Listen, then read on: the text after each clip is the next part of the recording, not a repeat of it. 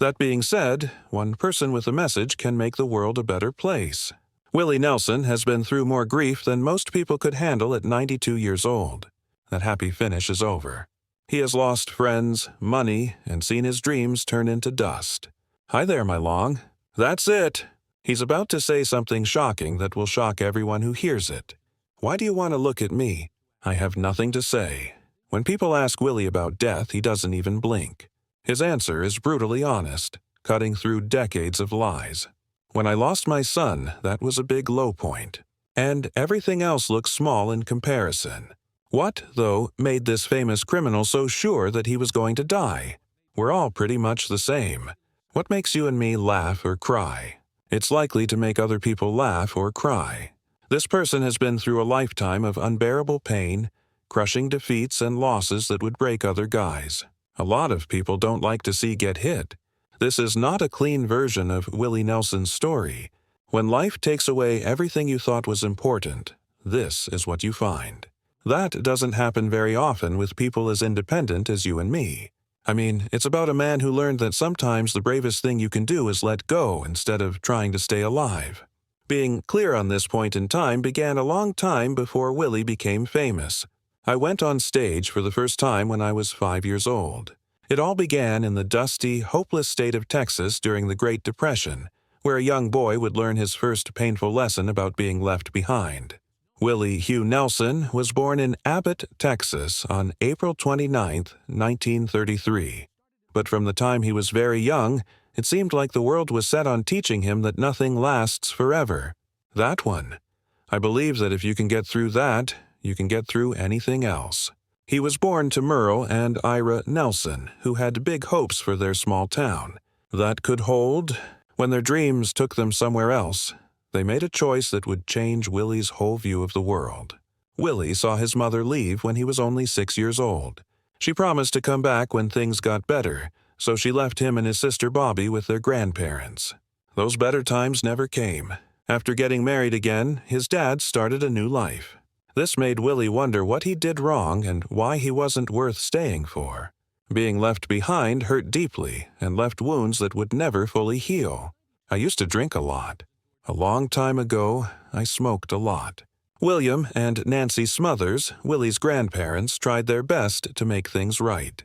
They taught him singing and gave him his first guitar when he was 6 years old. But their love couldn't get rid of the main question that kept bothering him. Why wasn't he good enough to keep his parents? Willie worked in the cotton fields with foreign workers during the hot summers in Texas. It was so hot that picking cotton with his little hands would hurt. For an adult, the job was unbearable, but for a child, it was terrible. Don't feel too bad about it, though. You'll lose it again. My friend, just delete and skip ahead. But Willie learned something useful about endurance. How to keep going even when it hurts and it seems easy to give up. The young boy felt better when he heard music. He wrote his first song when he was 7 years old. It was rough and simple, but it helped him talk about how he felt in a way that he couldn't have done anything else. He found something powerful on stage when he was 10 and joined his first band, the Bohemian Pula. It didn't matter that they left. The crowd liked him and wanted him to be there. But I always thought of you, even when music became his escape. There were still scars from being abandoned. Willie learned early on that people can leave, that vows can be broken, and that you shouldn't depend on anyone but yourself. What rules does your family follow? There are 3. Don't be an idiot. If you broke 3, you did something really wrong. He would learn a lot from this hard lesson in the rough music business. However, also helped him understand something that most people don't get. That bond was something even life itself could turn into a jail. People who should have loved the boy the most left him behind while he picked cotton in the 100-degree heat. He was learning that having nothing left to lose is the best way to be free. I feel like I'm just another singer or guitar player. There are better singers and guitarists out there, I know that. Willie Nelson thought he had found love by the early 1960s. He married Martha Matthews, and their life seemed to be going great. Lana, Susie, and Billy, their 3 beautiful children, made everyone laugh in their home. Willie was living his dream in Nashville, which is the center of country music. He was writing songs that would become hits there. You fell, and I would not have found you if you hadn't. Willie learned that dreams don't pay the bills, though.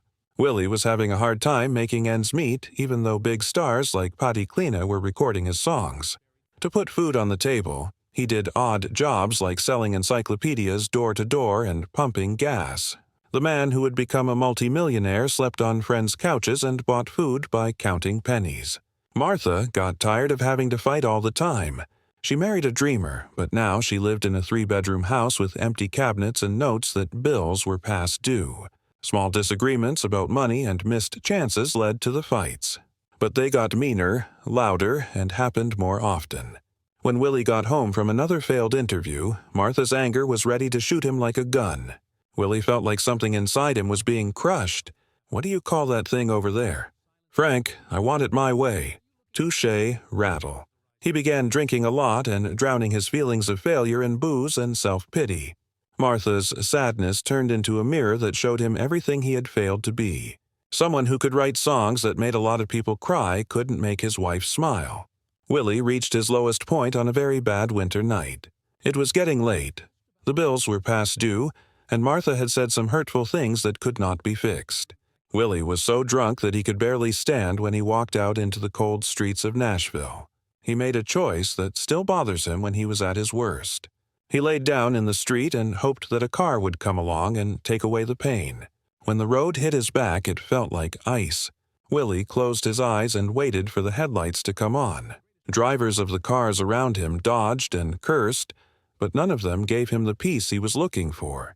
There, for what seemed like hours, he knew for the first time that the most urgent thing to do is also the most cowardly thing to do. As he finally dragged himself home, Martha was there to greet him. But instead of comforting him, she gave him choices. Instead of understanding, she told him all the things he had done wrong. In every way, the marriage was over. Willie was aware of this. He had learned yet another harsh lesson, that love itself could be used as a weapon, that the people who are closest to you can hurt you the most. Yes, what do you mean by that? It was hard for the man who sang about broken hearts to understand that some wounds are too deep for music to heal. On December 25, 1991, the Nelson family should have been having a party. On Christmas morning, there are gifts under the tree and kids playing with their new toys all over the house. Willie Nelson would remember that day for the rest of his life. Billy Nelson, Willie's oldest son, had been having a hard time for many years. It was like carrying a heavy weight every day when you were Willie Nelson's son in Texas. People thought Billy would be like his famous father everywhere he went. They wanted the easy smile, charm, and skill that made Willie a star. But Billy had to fight problems that fame couldn't hurt. Depression had sucked more air out of Billy's lungs like a snake. Every year, he had his father's sensitive soul, but not his talent for turning pain into art. Willie could write a song about sadness that helped people get better, but Billy was just hurt. The medicine did not work. The therapy meetings didn't seem to help, and the weight of expectations became too much to bear.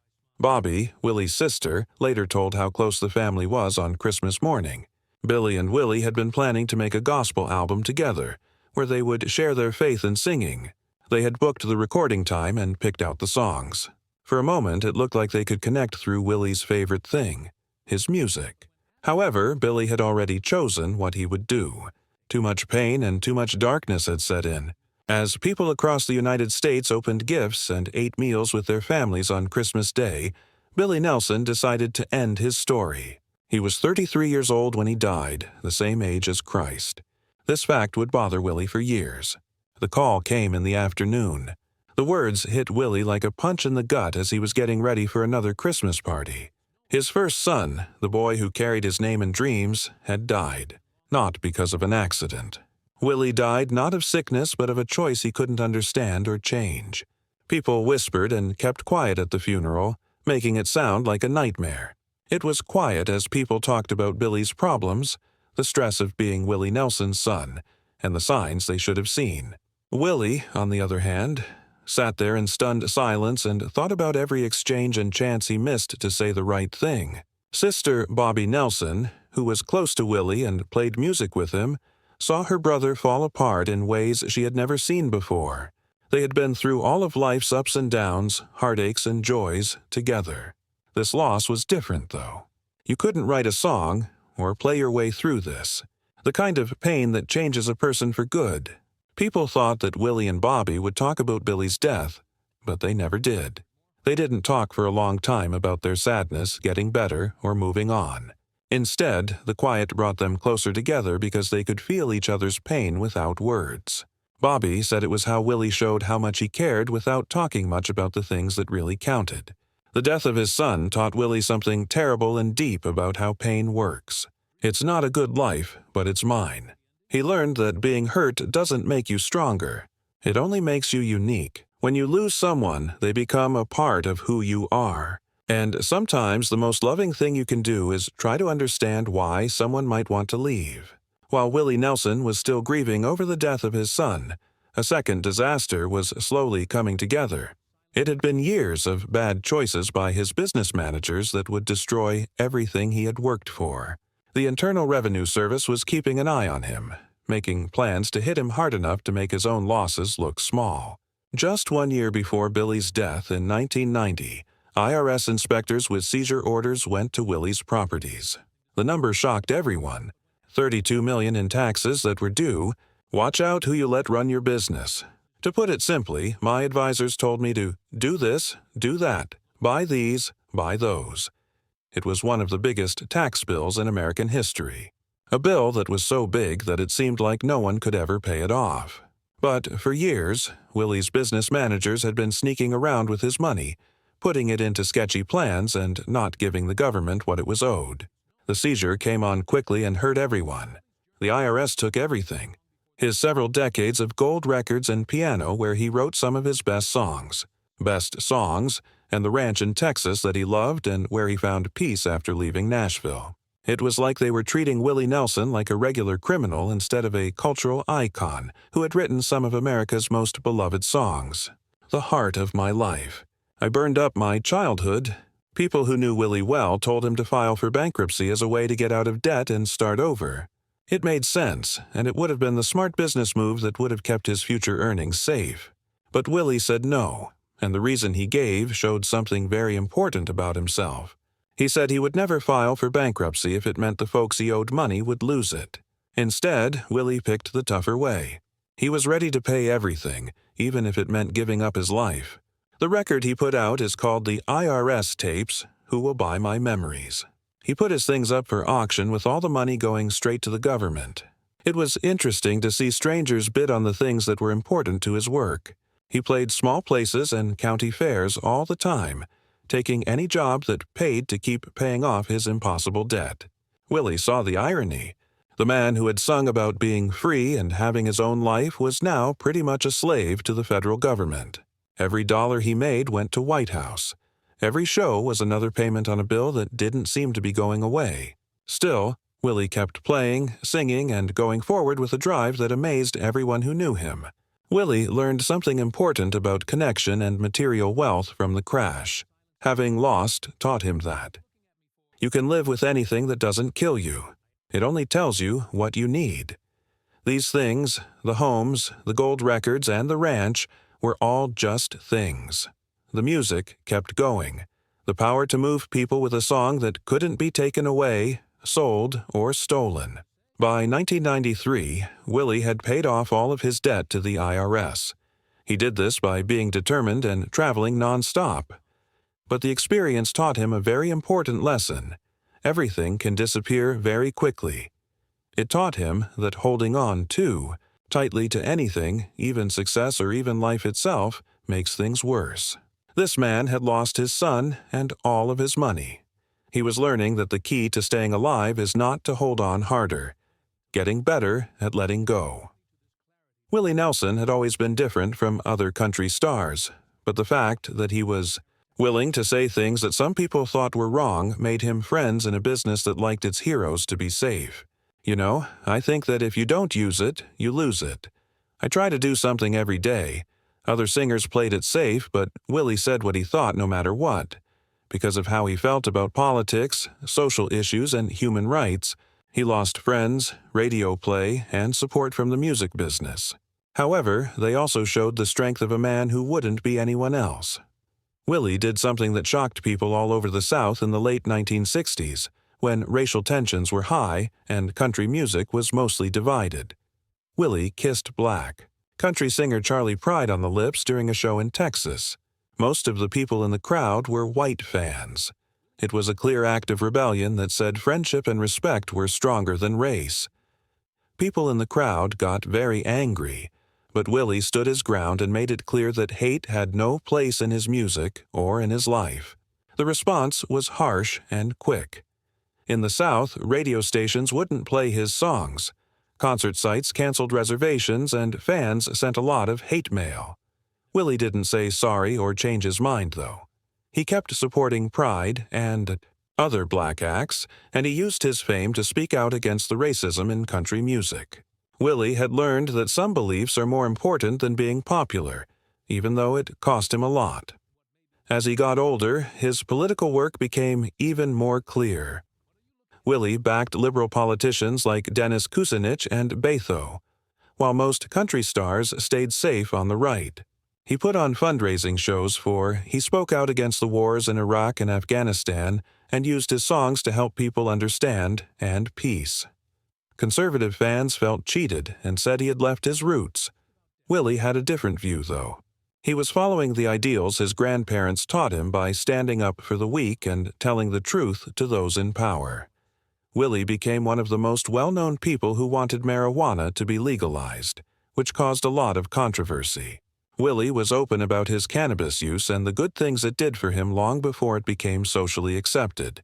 He was arrested several times for having marijuana on him, went to jail, and fought the law. But he never changed his mind about his opinion that marijuana should be legal. He even said that he smoked a joint on the roof of the White House when Jimmy Carter was president. A story that went down in history in both politics and music. Music. In 2006, Willie made a song that would blow up country music purists like nothing else. Most cowboys have fond feelings for everybody. Was a silly song about gay cowboys that was made many years before LGBTQ rights became popular. The song made fun of the stereotypically strong men in country music and said that love can look like many things. As expected, people were angry. Conservative fans called for boycotts and radio stations wouldn't play the song. But Willie's most political song, Vote Them Out, came out in 2018. The song, which came out during a hot election season, urged people to use their vote to make a difference. Even though it was legally nonpartisan, it was clear that the timing and message were meant to hurt the Trump administration. His fans were split down the middle over the song. Some burned his records, while others praised his bravery for speaking out. Willie stuck to a simple attitude through all the trouble. Being real and disliked would be better for him than being liked and fake. Taking a stand would cost him money, fans, and a lot of friends. Help for the market. Still, he knew that. Being quiet about wrongdoing was an insult to everything music meant to him. Those were songs he thought were meant to do more than just entertain. Willie learned a valuable lesson about bravery from the fights over his political views. Being brave doesn't mean facing risk.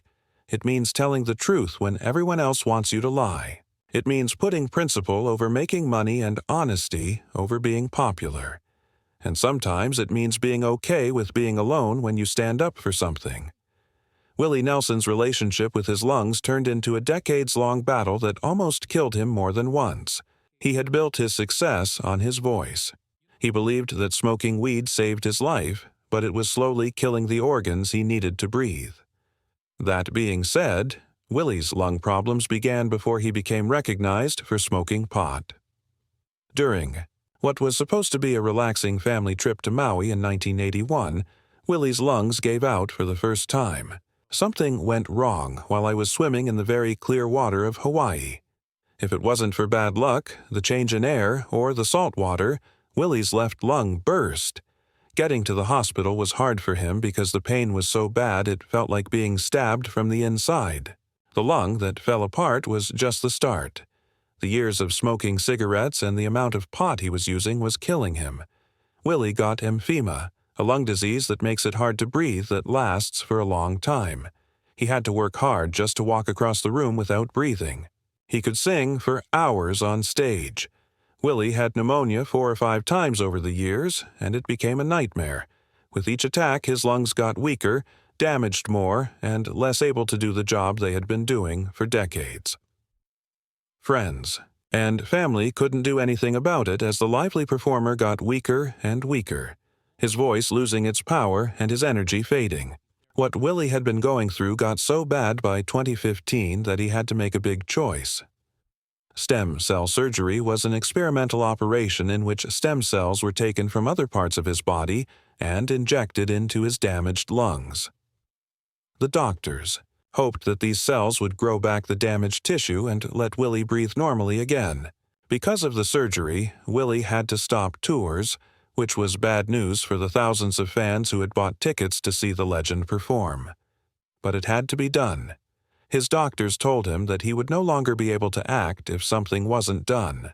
It took a long time to get better, and there was no promise that the surgery would work. But Willie's scariest health fight was in 2022, when he was almost 90 years old. Yo-19 got to Willie's tour bus in Nashville. It was the virus that had killed millions of people around the world. It was possible for a man with badly damaged lungs to die from the disease. Annie D'Angelo, Willie's 4th wife and the love of his life, acted quickly when he woke up in the middle of the night having trouble breathing. The quick test proved what they were most afraid of. Willie had caught the virus. Annie started every treatment right away that was offered.